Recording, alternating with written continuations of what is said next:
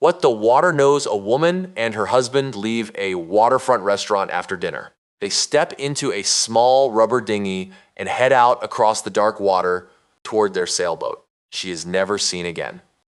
Her husband tells authorities she fell overboard. He says the current swept her away. He says he spent 9 hours drifting helplessly before washing ashore. He says there was nothing he could have done. 54 days later, federal investigators pulled GPS data from his own devices. It does not match a single word of his story. And right now, federal divers are preparing to go to the exact coordinates his GPS recorded, locations he never told anyone about, to find out what is down there. This is the case of Lynette Hooker. And this is everything we know. Before we get into this case involves the real disappearance of a real woman and an active federal investigation. We are covering it with the seriousness it deserves. If you are new here, subscribe now. This case is moving fast, and you do not want to miss what comes next. Drop a comment and tell us where in the world you are watching from. To understand what happened on April 4th, you first need to understand who Lynette Hooker was. Because Brian's account of that night depends on the idea that she was overwhelmed by conditions on the water. And that picture does not match the person her family describes at all. Lynette was 55 years old, originally from Onstead, Michigan. She was a certified diver, an experienced paddleboarder, and by every account, a strong and confident swimmer. Her daughter, Carly Aylesworth, told ABC News that her mother called the ocean her happy place, not a figure of speech. Lynette had reorganized her entire life around being on the water. 4 years before she disappeared, she sold her Michigan home and committed fully to life at sea. She and her husband, Brian, 58 at the time, had been married for roughly 25 years. Together, they found a used 1985 sailboat in Rockport, Texas, rough around the edges, and spent months rebuilding it from the ground up. They named it Soulmate. They documented the entire journey under the name The Sailing Hookers, a YouTube channel, a Facebook page, an Instagram profile.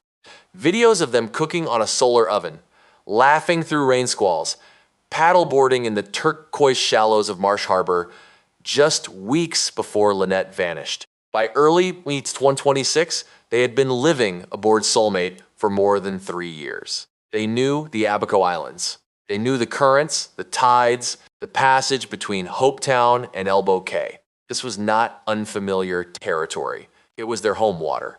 Their last social media video was posted March 9th, 2026, 26 days before she disappeared. According to Brian Hooker, the evening began like many others. He and Lynette had dinner at the Abaco Inn in Hopetown, then left the dock around 7:30 in the evening in their dinghy, a hard-bottom inflatable 8 feet long, roughly the length of a standard parking space, heading back to Soulmate anchored nearby. Brian told the Royal Bahamas police force that as they made their crossing, wind picked up and the seas turned choppy. Somewhere near an area known as Aunt Pat's Bay, between Hopetown and Elbow Cay, Lynette went overboard. Here is the detail that became central to everything that followed. Brian told authorities that when Lynette fell into the water, she had the dinghy's ignition key with her. The engine cut off the moment she went in. He was now alone on the water, in the dark, with no power and no way to reach her. He told investigators he threw a flotation device toward her. He told fire rescue volunteer Richard Cook that the last thing he saw was Lynette swimming towards shore. Then the current took her, and he lost sight of her completely. Without power, he says he tried to paddle to land. The current was against him. Over 9 hours, he drifted across the Sea of Abaco, eventually washing ashore near Marsh Harbor, roughly 8 miles from where he said Lynette went in. He made his way to a boatyard, and someone there contacted police. That call came in at approximately 4 a.m. on April 5th. By the time authorities were notified, Lynette had been in the water. If Brian's account is accurate, for more than 8 hours, the Royal Bahamas Police Force launched a search immediately. They were joined by the Royal Bahamas Defense Force, Bahamian volunteers, and the U.S. Coast Guard. Aerial searches, sea patrols, drone operations, cadaver dogs flown in from the mainland, and shoreline sweeps were all conducted in the days and weeks that followed, all of them directed by Brian's account of where Lynette went in and where the current took her. 54 days later, none of it had found her. Carly Aylesworth had been reached by phone by Brian himself on April 5th, more than 24 hours after her mother went into the water. She told CNN the call felt matter of fact. He said Lynette was missing, kept talking, then ended the call abruptly. Carly traveled to the Bahamas and met with Coast Guard officials and Bahamian authorities. She told ABC News what she thought from the start. She did not understand how her mother, an experienced sailor and strong swimmer who knew these waters, simply fell overboard and disappeared. Why didn't he do this? Why didn't you do that? Those were the questions she kept asking, and they became the foundation of a criminal investigation. 4 days after Lynette was reported missing, on April 8, 2026, Brian Hooker was taken into custody by the Royal Bahamas Police Force. His Bahamian attorney, Terrell Butler, confirmed the arrest. She described Brian as emotionally distressed and said he had been participating in an intensive 4-hour interview in which he continuously asked about his wife. She maintained he was cooperating fully. He remained in custody for 5 days. Reporters gathered outside the Central Police Station in Freeport. Carly gave interviews from the Bahamas. Darlene Hamlet, Lynette's mother, reached out publicly, pleading for answers about her daughter. On April 13th, Brian was released. No charges were filed. Terrell Butler told the press there was no evidence to hold her client. Brian told NBC News directly, "I have never harmed Lynette, and I never would harm Lynette." But Royal Bahamas Police Commissioner Shanta Knowles made one thing clear. Being released was not the same as being cleared. She told NBC News the investigation was ongoing and that Hooker would remain a suspect. Brian gave a small number of interviews after his release. He told CBS News he believed Lynette could still be alive. He described April 4th as a boating accident in unpredictable seas. He later returned to the United States, citing his mother's health. Meanwhile, the U.S. Coast Guard Investigative Service had already opened a formal criminal investigation, a parallel inquiry running alongside the search operation. Agents located Soulmate and formally seized the vessel, bringing it to the Coast Guard station at Fort Pierce, Florida. Over multiple sessions, they carefully cataloged and removed material from every accessible compartment aboard. They were building a picture of what had been on that boat and what had not. When investigators completed their inventory of Soulmate, certain absences stood out immediately. The first was Lynette's pink weight belt. Lynette was a certified diver who kept her gear on board. Her pink weight belt, a lead diving accessory designed to keep a diver submerged, was not found anywhere on the vessel. Not stored elsewhere, not in a different compartment, simply absent. The second was the old torpedo outboard engine. After a lightning strike damaged their original engine, the Hookers upgraded to a quieter electric NT300 motor. The old torpedo engine should have remained on board as a backup. Experienced liveaboard sailors do not discard working equipment at sea. It was not there. The third category involved anchors and anchor chain. Brian and Lynette's own social media documented multiple anchors aboard Soulmate, including a Danforth anchor secured to the stern. Investigators have been accounting for every anchor that should have been on that boat. Anchor chain is among the heaviest material found on any sailing vessel, built to sink, built to hold. 3 categories of missing items, all of them heavy, all of them dense, all of them the kind of objects that would hold something down in deep water without any trace from above. Investigators noted each absence without drawing public conclusions. Those notes would become central to the case once they learned exactly where Brian's GPS had taken him on the night Lynette disappeared. One more detail from the inventory. Soulmate had an infrared camera on board, a camera that records heat and movement in complete darkness. Whatever happened on or around that boat on the night of April 4th That camera may have captured it. Investigators are still working through what it recorded. Before the GPS data came back from federal analysis, there was Blaine Stevenson. Blaine is an experienced sailor who knew Brian and Lynette through the liveaboard community in the Bahamas. He followed this case closely from the start and questioned Brian's account early on, not from emotion, but from practical knowledge of how these waters actually work. His specific concern was the drift claim. Brian said the dinghy carried him helplessly for 9 hours, 8 miles across the Sea of Abaco to Marsh Harbor. Blaine decided to test whether that was physically plausible. He conducted his own demonstration in the same area, under similar conditions, tracking his position throughout using his sailing navigation watch. The results raised serious questions about whether Brian's described direction and distance of travel matched how wind and current actually behave in those waters. But something else caught his attention when GPS data from Brian's devices was later analyzed. The data showed circular movement, the device moving to a specific area of the Sea of Abaco, circling it, and then returning to shore. Blaine was direct about what that means. Wind does not move a boat in circles. Current does not move a boat in circles. A genuinely drifting vessel follows the direction of tide and wind in a line. Circular movement, in Blaine's assessment as an experienced sailor, indicates someone was deliberately maneuvering around a fixed point and then left.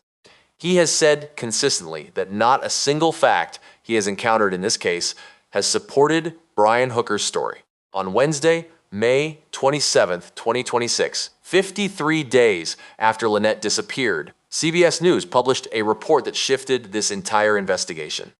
GPS data recovered from one of Brian Hooker's electronic devices showed a record of his movements on the night of April 4th. That record does not align with what he told investigators. CBS News broke the story first. ABC News independently confirmed it within hours. Fox News Digital confirmed it simultaneously. NBC News and CNN followed, the U.S. Coast Guard confirmed to News Nation that the GPS data had contradicted Brian Hooker's account. The United States official told ABC News directly, what Hooker told investigators does not match the GPS data from his own devices. NBC News added a detail that sharpened the picture. Brian's account caused the original search teams to look in the wrong area of the Sea of Abaco. The story he told about where Lynette went in and where the current took her pointed investigators away from where she may actually be. Fox News Digital, citing a source in the Bahamas, reported that the data showed Brian's device on the water, moving to a specific location, stopping, and then returning to shore. Not 9 hours of helpless drifting. Deliberate movement to a destination, a pause, and a return. The watch Brian was wearing that night is significant here. In older social media footage, he can be seen wearing a greenish-black device that sources familiar with marine equipment believe was a sailing navigation watch. These watches record every position, every stop, every movement, automatically, continuously from the moment they are worn. Investigators recovered that data, and it sent them somewhere Brian had never mentioned. Fox News Digital also confirmed through a U.S. official that the Hooker's dinghy allegedly visited the same location the GPS data identified on the same night. The device and the dinghy. The same place. April 4th. For weeks, the Sea of Abaco seemed too shallow to hide anything. Most of it sits between 8 and 15 feet deep. Clear water. Extensively searched from the air. That picture was incomplete. Per Fox News Digital, the new dive search is focused on a specific section of the Sea of Abaco where the water reaches 25 feet in depth. At that depth, a U.S. official confirmed aerial searches would not reliably identify something on the bottom. The grid passes already conducted would not have penetrated those zones consistently. You would need to already know the exact coordinates. Investigators now have those coordinates from Brian's own device. Per ABC News, the Bahamas has granted permission for U.S. divers to enter those specific locations. Sources say Coast Guard can mobilize overnight once logistics are confirmed. Those divers are not searching blindly. They know exactly where they are going. And the missing items from Soulmate, the weight belt, the engine, the anchor chain, all absent, all heavy, become relevant the moment you know the depth of water those divers are heading into. On the same day, the GPS story broke. Wednesday, May 27th, federal agents drove to the home of Darlene Hamlet, Lynette's mother. They collected a DNA sample from her. Then from Carly Aylesworth, Lynette's daughter. Then from Lynette's father. 3 family members. One day, the same day a dive search was announced. Per CBS News, investigators want to be able to identify any recovered remains immediately, while their team is still on the ground in the Bahamas. The DNA was collected in direct preparation for that moment. A U.S. official told CBS News that investigators believe the GPS data has pointed them toward areas where divers should now look for evidence, including Lynette Hooker's remains. Those words came from inside the investigation. Carly Aylesworth is 29 years old. She spent Mother's Day posting to social media, saying her mother no longer felt just a text message away. She traveled to the Bahamas after the disappearance. She questioned Brian's story from the very first call. She gave her DNA on 27th so that if something is recovered, the identification happens without delay. Her family has already waited long enough. Darlene gave her sample, Lynette's father gave his. The 3 of them are not waiting for a verdict or an arrest. They are waiting for a phone call telling them Lynette has been found and that they can bring her home. While divers prepare to enter the water, several other threads are moving simultaneously. Soulmate has been towed from Fort Pierce to Fort Lauderdale so the vessel can be fully lifted from the water. Dry docking, it opens access to the hull, the keel, every surface that sits permanently below the waterline when the boat is floating. It also preserves whatever remains on those surfaces for as long as the investigation needs. At Quantico, the FBI is processing the full body of evidence from the case. The GPS data came out of that process. What remains? Device data, battery records, camera footage is still being worked through. The infrared camera aboard Soulmate is part of that analysis. Brian's account states the boat sat undisturbed all night. If that camera was running, it recorded whatever was actually happening. Those results have not been released. Starlink records subpoenaed from SpaceX are also part of the evidence chain. Those logs are stored on SpaceX servers and exist independently of anything on the boat itself. They cannot be altered from the vessel. The GPS data came first. The rest is still coming. Throughout this investigation, Brian Hooker has maintained one consistent position. He did not harm Lynette. April 4th was an accident. He cooperated at every stage. He wants her to be found. His Bahamian attorney, Terrell Butler, has represented that position publicly. She told CNN investigators presented no evidence of wrongdoing. She told NBC News Brian categorically and unequivocally denies any involvement and described him as cooperative and distressed throughout his time in custody. Brian told NBC News directly, "I have never harmed Lynette and I never would harm Lynette." He told CBS News he believed she could still be alive. On Facebook, he described April 4th as a boating accident in unpredictable seas, saying the winds and currents drove them apart despite desperate attempts to reach her. He also drew maps using an AI tool, illustrating what he said was the dinghy's route and the location where Lynette went overboard. He sent those maps to a contact with arrows, showing the drift direction he claimed. 2 pieces of public record context are worth noting. Court records from Michigan show Brian was acquitted of a child abuse charge in 2006. In 2015, Lynette was arrested on assault-related charges following an incident involving both parties. A prosecutor reviewed the case, determined there was insufficient evidence to establish who initiated the altercation, and dismissed it without charges against either party. Carly Aylesworth has spoken publicly about the couple experiencing conflict at times, while also noting that both were experienced sailors who had spent more than a decade on the water together. Brian Hooker has not been charged with any crime. His attorneys maintain his innocence. Everything in this chapter comes from what Brian and those representing him have placed on the public record.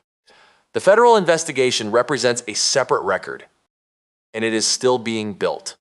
Close Brian Hooker has not been charged with any crime. His attorneys maintain his innocence. That remains part of the confirmed record, and it will stay there. What is also part of the record now is what his own device recorded on the night of April 4th. And what investigators found in that data sent them somewhere his story never went. The divers know where they are going. Lynette Hooker sold her home and chose a life on the water. She rebuilt a boat with her own hands. She spent 4 years documenting every mile of that life. She was 55 years old. She loved the ocean. And somewhere in it, her mother and her daughter and her father are still waiting for her to come home. When those divers go into the water, into 25 feet of sea that no aerial search fully reached, what they find will determine everything that comes next, not just for this case, for that family. Lynette Hooker, 55 years old, missing since April 4th, 2026. We have not stopped, not for a single day. And we will be here the moment anything changes. Tell us in the comments what you think investigators are going to find. And drop your location. This case has people watching from everywhere, and we want to know where you are. Subscribe and turn on notifications. When this breaks, you will want to be here for it.